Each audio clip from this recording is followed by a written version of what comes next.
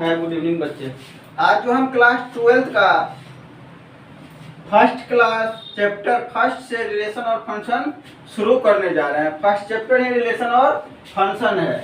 तो पहले देखते हैं रिलेशन क्या होता है। मान लीजिए आपके रिलेटिव में बहुत सारे लोग होंगे जो आपके रिलेशन में होंगे। कुछ लोग ऐसा भी होगा जो आपके रिलेटिव नहीं होंगे, जैसे आप कहीं जा रहे हैं अचानक से कोई रास्ते में मिल गए। तो इस टाइप से हम रिलेशन देखेंगे और फंक्शन देखेंगे। इसे मैथमेटिकल टूल्स पे देखेंगे। आपने इससे पहले सेट थ्योरी पढ़ा होगा, सेट पढ़ा होगा। सेट पे हम डिफाइन करेंगे कि कौन सा रिलेशन क्या है। अगर रिलेशन फिक्स हो, एक दूसरे का रिलेशन कंफर्म हो, मतलब कि वो रिलेशन में चेंजिंग नहीं हो सकता है, तब उसे फंक्शन कहते हैं। वो प्री डिफाइंड रिलेशन को हम फंक्शन कहते हैं। उसके बारे में भी आपको हम बताएंगे। जैसे देखिए अब रिलेशन में ले लेते हैं, दो आदमी जा रहा है रास्ते से और एक कोई तीसरा मिल गया जिसे वो नहीं जानता है, तो उसके बीच में कोई रिलेशन नहीं है, उसे इम्पिटी रिलेशन बोलेंगे। सबसे पहले क्या होता है, इम्पिटी रिलेशन। अगर हम ये नहीं कहेंगे कोई रिलेशन नहीं है, अगर रिलेशन नहीं है दैट मीन्स इम्पिटी रिलेशन। एक सेट लेते हैं, देखिए इसमें हम क्या करते हैं, नंबर डालते हैं, 1 2 3 4 डाल दिए। दूसरा सेट ले लिए A B C D। अच्छा ये बताइए, देखिए ये नंबर है और अल्फाबेट है, इसमें कोई रिलेशन हो सकता है? कोई रिलेशन नहीं हो सकता है, मतलब इसके बीच में कोई रिलेशन नहीं हो सकता है। चलिए तो यहाँ हम लिख रहे हैं एम्प्टी रिलेशन। तो एम्प्टी रिलेशन का डिफिनेशन क्या हो गया, two sets between them no relation या no element related to each other if two sets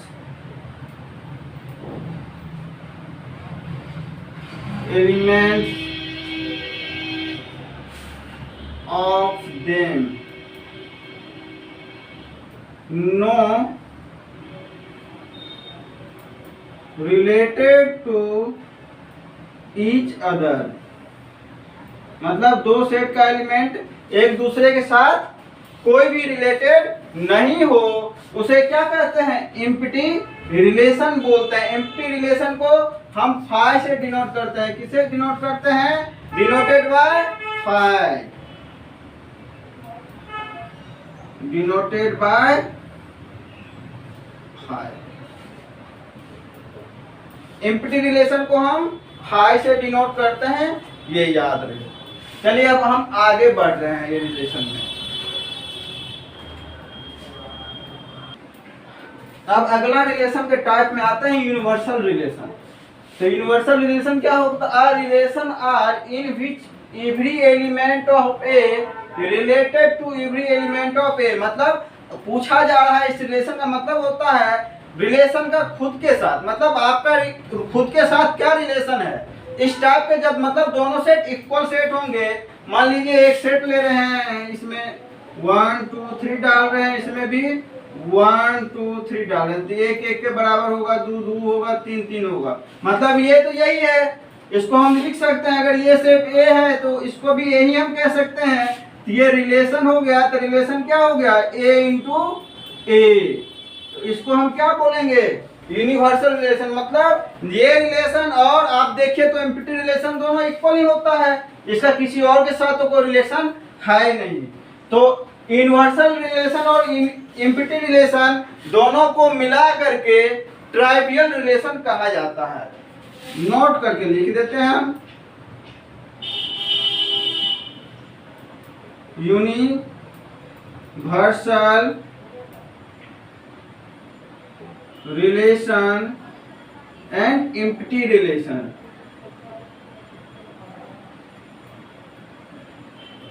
relation both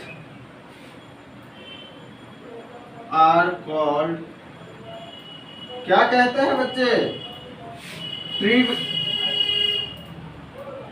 trivial relation. Trivial का मतलब होता है इसका खुद के साथ ही रिलेशन होता है, किसी और के साथ कोई रिलेशन नहीं होता है। तो पहले हमने एम्प्टी रिलेशन देखा। एम्प्टी रिलेशन का मतलब क्या होता था कि उसका किसी भी एलिमेंट के साथ रिलेशन नहीं होता था। इसमें क्या होता है, रिलेशन तो होता है बट इक्वल सेट के साथ होता है। यूनिवर्सल रिलेशन में रिलेशन तो होता है बट इक्वल सेट के साथ होता है। मतलब आम के साथ रिलेशन, अनार के साथ रिलेशन, मतलब सेम पीसो होना चाहिए, सेम साइजो होना चाहिए। एक है तो एक के साथ, दो है तो दो के साथ, तीन है तो तीन के साथ। अगर ए और ए सेट है तो रिलेशन इक्वल टू क्या होगा, ए गुना ए के साथ है। अब एम्प्टी रिलेशन और यूनिवर्सल रिलेशन दोनों को मिला के क्या बोलते हैं, ट्राइवियल रिलेशन बोलते हैं। आपके मन में एक और क्वेश्चन आ रहा होगा, सर रिलेशन बता रहे हैं फंक्शन नहीं बता रहे हैं। तो ऐसा है, फंक्शन के बारे में थोड़ा सा हम बता देते हैं, बाकी आपको बताएंगे, ठीक है ना। लेकिन रिलेशन याद रहे, रिलेशन अभी बाकी है। फंक्शन वो होता है जो प्री डिफाइंड रिलेशन होता है। जैसे अगर एक लड़का है और एक लड़की है, ठीक है, एक मेल है और एक फीमेल है। अगर फीमेल कह रही है, वो लेडी जो है कह रही है मेल जो है उसका हस्बैंड है, इसका मतलब है क्या, फीमेल क्या है, उसका वाइफ है। मतलब अगर एक वाइफ है तो दूसरा हस्बैंड है। ये क्लियर हो गया है। अब आपके मन में होगा कि सर बच्चा नहीं हो सकता है, तो देखिए हो सकता है कि आदमी के 4 को बच्चा हो सकता है।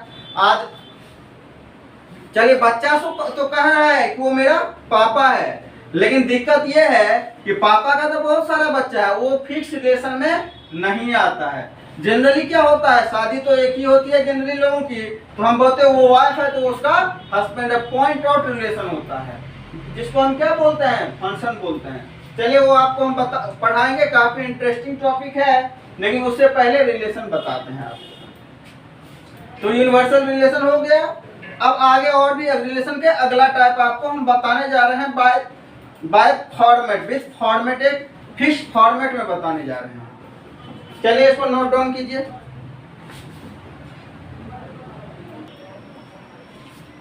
चलिए अब जो क्लास 12th में प्रॉपर वे में पढ़ना है वो रिलेशन आपको हम बताने जा रहे हैं।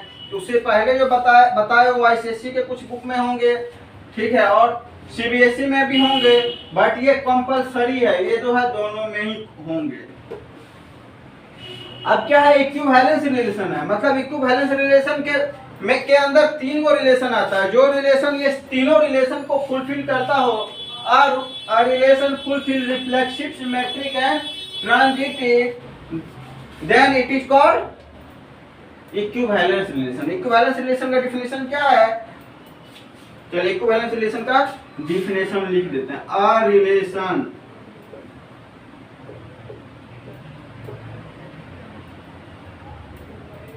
fulfill क्या सब करता हो बच्चे, reflexive, symmetric and transitive relation. Reflexive,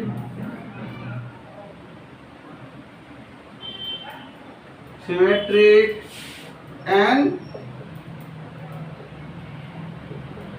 transitive relation is called equivalence relation, is called equivalence relation।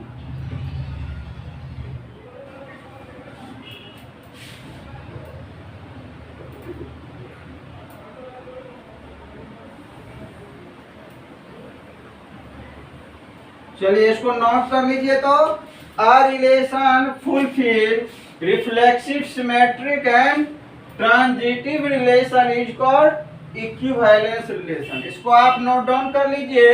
उसके बाद देखते हैं reflexive relation, symmetric relation and transitive relation. इसको मैं इरेज करने जा रहा हूं, फिर से एक बार बोल दे रहा हूं। A relation fulfill reflexive, symmetric and transitive relation is called equivalence relation। चलिए इसको मैं इरेज करने जा रहा हूं, उसके बाद रिफ्लेक्सिव, सिमेट्रिक और ट्रांजिटिव बताने जा रहा हूं। तो देखिए पहले रिफ्लेक्सिव देख लेते हैं। रिफ्लेक्सिव मतलब क्या होता है, रिफ्लेक्ट होना।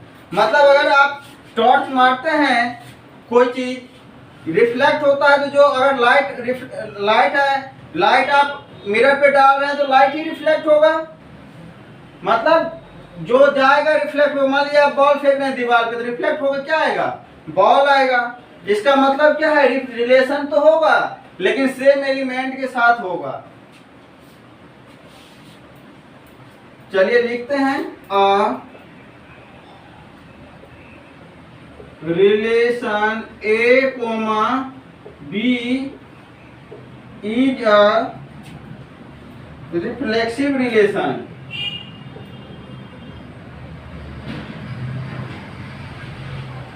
रिफ्लेक्सिव रिलेशन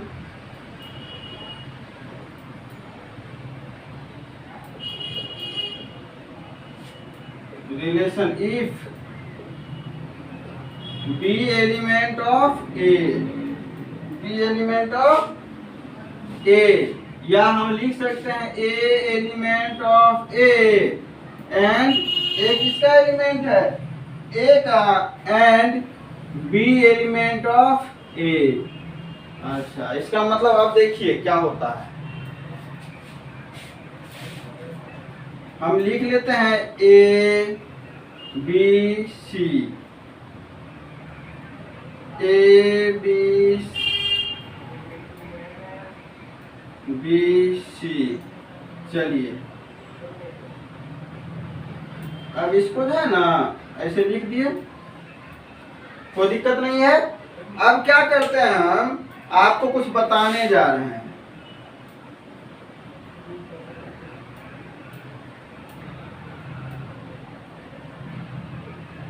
देखिए ए गुना ए हो गया, ए गुना ए, बी गुना बी कोमा बी, सी गुना सी कोमा सी। पहले रो एंड कॉलम, इससे ये गुना होकर के बी कोमा ए हो जाएगा, इससे ये गुना होकर के ए कोमा बी हो जाएगा। इसको रो बोलते हैं और इसको कॉलम बोलते हैं। पहले ये वाला एलिमेंट लिखाएगा, उसके बाद ये वाला एलिमेंट लिखाएगा, ए कोमा सी, ये सी कोमा ए, ये सी कोमा बी, और ये वाला रह गया है तो पहले बी कोमा सी। अच्छा, तो चलिए आपको हम बताते हैं, अगर रिफ्लेक्सिव एलिमेंट में ए है तो ए कोमा ए होना चाहिए। ये वाला जो है आपका लाइन, ये वाला जो देख रहे हैं, ये रिफ्लेक्सिव एलिमेंट है। किसका है, ए का ए के साथ, बी का बी के साथ, सी का सी के साथ, क्या है, रिफ्लेक्सिव एलिमेंट है। मतलब अगर ए है, ए कोमा बी है, ऐसा है मान लीजिए सेट में, तो कंपलसरी क्या है, ए कोमा ए होना चाहिए और बी कोमा बी होना चाहिए। बाकी कुछ हो नहीं हो उससे मतलब नहीं है। देख रहे हैं, ये सब होना चाहिए। अगर ए है तो ए होना चाहिए, बी है तो बी भी होना चाहिए, सी है तो सी और सी होना चाहिए। ए बी हो तो भी चलेगा, ए सी हो तो भी चलेगा, बाकी बी सी हो चलेगा, नहीं हो तो भी चलेगा, लेकिन ये सब हो तो भी चलेगा। लेकिन अब मान लीजिए इसमें से आप इसको हटा दीजिएगा तो रिफ्लेक्सिव एलिमेंट नहीं हो, रिफ्लेक्सिव रिलेशन नहीं। अगर बी भी हटा देंगे तो रिफ्लेक्सिव नहीं है, सी सी भी हटा देंगे तो रिफ्लेक्सिव नहीं है। दैट मीन्स कि मस्ट बी क्या होना चाहिए, ए बी बी सी सी। मतलब एक है तो एक होना चाहिए, एक दो है तो दो भी होना चाहिए, एक भी होना चाहिए। चलिए इसका कुछ और एग्जांपल लेकर के आपको हम बताते हैं। देखिए बोर्ड थोड़ा छोटा है, इधर बता रहे हैं आपको। एक सेट ले लेते हैं, ए कोमा ए है और ए और बी है, ऐसा है ना। देखिए बाबू, इसमें क्या नहीं है, बी और बी नहीं है, ये रिफ्लेक्सिव रिलेशन नहीं है, काट दीजिए इसको। अब अगला एक सेट ले लीजिए, बी ले लेते हैं। इसमें ए कोमा ए, बी कोमा बी और बी ए ले लेते हैं। तो बी ए लेने से हमको कोई दिक्कत नहीं है। अगर बी और ए आया है तो हम देखेंगे बी भी है कि नहीं है, तो है। ए आया है तो ए है, तो बिल्कुल ये रिफ्लेक्सिव रिलेशन है। ये है। अब अगला एक और ले लीजिए। ऐसा करते हैं बच्चा, ऊपर वाला हम इरेज कर दे रहे हैं आपको नहीं तो यही बता दे रहे हैं, ठीक है। एक और एग्जांपल ले रहे हैं। सी 1,1 है, 1,2 है, तो हमको क्या चाहिए 2,2। अब ये रिफ्लेक्सिव है। अगर मान लीजिए डी ले रहे हैं 1,2, 2,3 और 3,5। अब देखिए जब हम दिए थे तो एक था तो एक होना चाहिए, 2 था, 2 भी हमको चाहिए था, 3 था, 3 भी, 5 चाहिए था तो 5 भी। ये इसमें नहीं है, ये रिफ्लेक्सिव रिलेशन नहीं है। तो रिफ्लेक्सिव रिलेशन समझ गए बच्चे। चलिए अब आगे चलते हैं। रिफ्लेक्शन मतलब क्या है? रिफ्लेक्शन मतलब बॉल फेंकेंगे बॉल आएगा, अगर लाइट मार रहे हैं तो लाइट रिफ्लेक्ट आएगा। मतलब हम जो अगर बैक बॉल्स हो गया ना, बैक बॉल्स मतलब दीवार में बॉल फेंकेंगे तो क्या आएगा? बॉल आएगा। आलू फेंकेगा तो आलू आएगा। चलिए अब आगे चलते हैं, अगला रिलेशन आपको बताते हैं।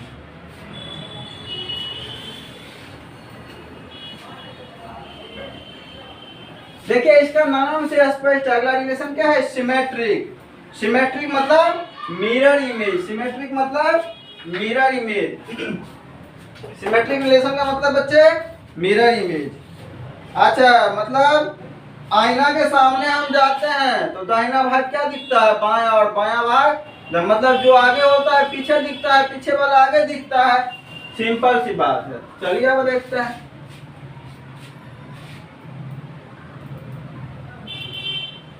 सिमेट्रिक रिफ्लेक्शन रिलेशन का डिफिनेशन लिख देते हैं।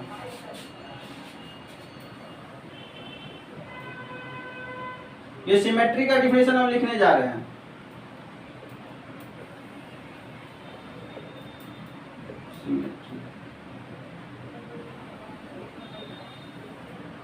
तो क्या लिखें? एक रिलेशन जो क्या कंसिस्ट करता हो? Mirror image. और रिलेशन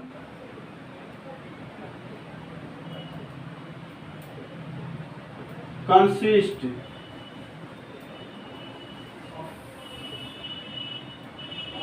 मिरर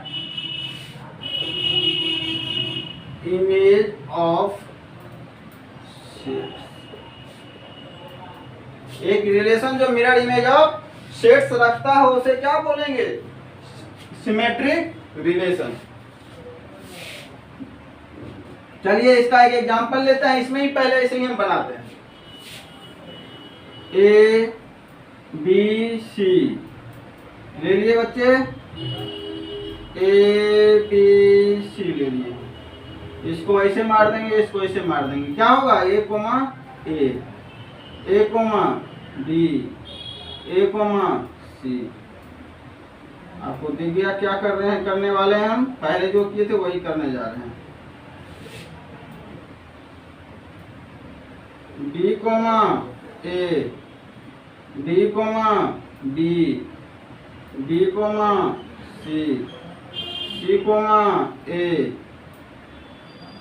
सी comma B, C comma C. आप देखिए उसमें हम क्या लेते थे? ये जो डायगोनल एलिमेंट लेते थे, लेकिन इसमें डायगोनल एलिमेंट लेने का कोई काम ए तो ए। देखिए अब हम क्या करते हैं, अगर ए को रखें हम ए कोमा ए को, और इसका मिरर इमेज हम यहाँ आईना लगाए तो क्या होगा? ए होगा बी और ए होगा। मतलब इसका कोई काम नहीं है, रहे तो भी नहीं रहे तो भी कोई दिक्कत नहीं है। लेकिन हम बी और ए ले लेते हैं, बी कोमा ए ले लेते हैं, इसको रखते हैं आईना के सामने तो क्या होगा? ए पहले आ जाएगा और बी बाद में आ जाएगा। मतलब ए बी है तो बी ए है तो ए बी, और बी ए है तो ए बी होना चाहिए। अब देखिए आगे हम मान लेते हैं सी ए ले लेते हैं, सी कोमा ए ले लेते हैं और आईना के सामने रख देते हैं। तो क्या हो जाएगा? आईना के सामने जैसे ही हम रखेंगे तो क्या हमको दिखेगा? ए पहले दिखेगा और सी बाद में दिखेगा, नहीं ये इधर और ये मतलब उल्टा दिखता है, लेफ्ट राइट और राइट लेफ्ट। आप मिरर इमेज में, आप जब प्लेन मिरर में पढ़े होंगे तो उसमें लेटरल इन्वर्जन पढ़े होंगे। इसमें लेटरल इन्वर्जन होता है कि उल्टा दिखाई देता है, मतलब दाहिना बाएं और बायां, लेफ्ट राइट और राइट लेफ्ट दिखाई देता है। मतलब सिमेट्रिक रिलेशन में क्या होगा, ए है तो कोई दिक्कत नहीं, बी में भी कोई दिक्कत नहीं है, लेकिन बी और ए है तो मतलब ए और बी होना चाहिए। तो इसका रिलेशन में हम एक ले लेते हैं सेट, 1,1 है तो कोई दिक्कत नहीं, 1,2 है तो क्या होना चाहिए, 2,1 होना चाहिए। अच्छा 3,4 लेते हैं, इसका मतलब क्या है, 4,3, 4,3 होना चाहिए। और ये समझ गए। मान लीजिए अब इसमें एक और ले लेते हैं, अगला क्वेश्चन। मान लीजिए 1,2 है, 2,3 है, 3,2 है, क्या ये होगा, नहीं होगा। क्यों नहीं होगा, 2,3 3,2 तो है, लेकिन 1,2 है तो इसका उल्टा क्या होगा, 2,1, मतलब ये नहीं है तो ये नहीं होगा सिमेट्रिक रिलेशन, और ये तो होगा। ये क्यों होगा, 1,1 का कोई दिक्कत नहीं है, 1 2 है 2 1 है, 3 4 है तो 4 3 भी यहाँ पे मौजूद है। तो आप सिमेट्रिक रिलेशन समझ गए। रिफ्लेक्सिव मतलब जो फेंकेंगे वही आएगा, सिमेट्रिक मतलब आईना के सामने रख के दाहिना बायां दिखाई देगा और बायां दाहिने दिखाई देगा। चलिए अब सिमेट्रिक हो गया, ट्रांजिटिव रिलेशन में चलते हैं।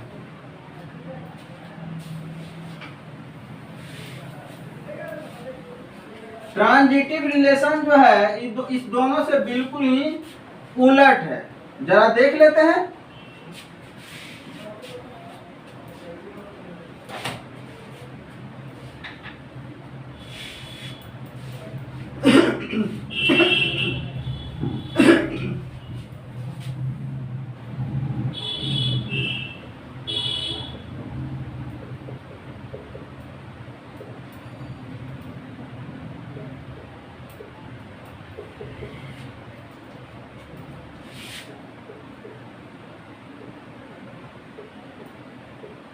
A relation is called transitive relation.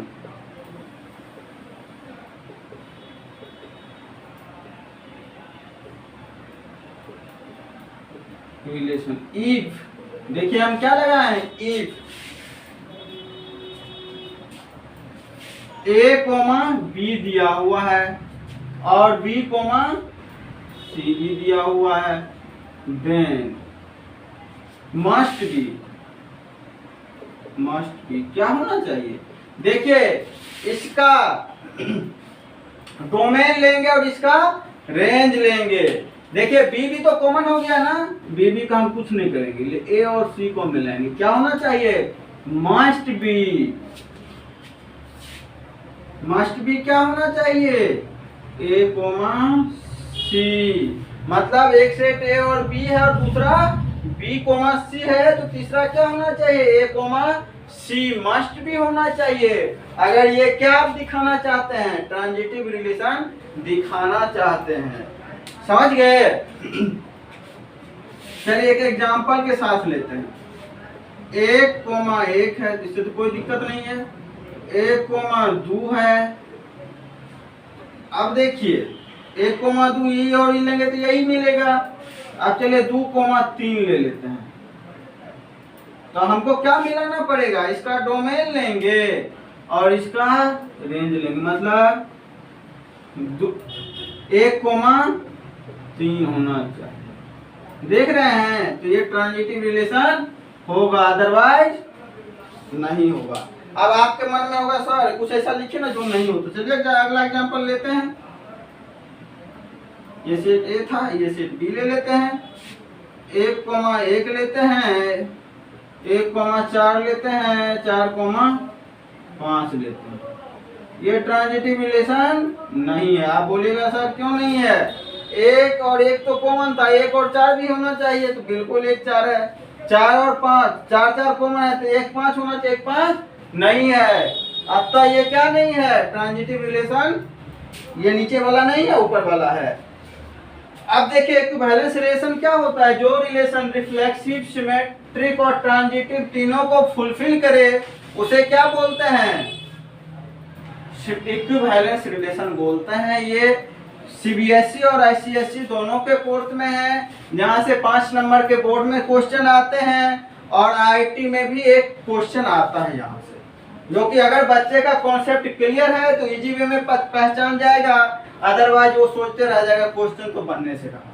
Reflexive में क्या होता है? ए है तो 1 है तो 1 1 होना चाहिए, 2 है तो 2 2 होना चाहिए, सिमेट्रिक में मिरर इमेज होना चाहिए, ट्रांजिटिव में आपके सामने है, एक का डोमेन दूसरे का रेंज हम मिलाएंगे।